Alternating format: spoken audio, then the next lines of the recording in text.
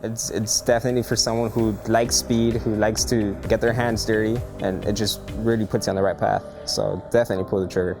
My name is Rodrigo Santos. I'm born and raised in Laredo, Texas, currently living in Houston. You know, growing up, I always wanted a Mustang, and then after that, a Corvette, until I finally got my first Challenger. And that's when I joined a car club.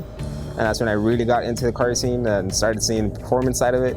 And that's when it just sparked. I'm definitely not a book learner or paper learner. I can't sit in a classroom for too long before I start getting frustrated. The instructors really managed their time well, giving us a brief little description in the classroom, teaching us a few slideshows, and then getting right onto it in the lab.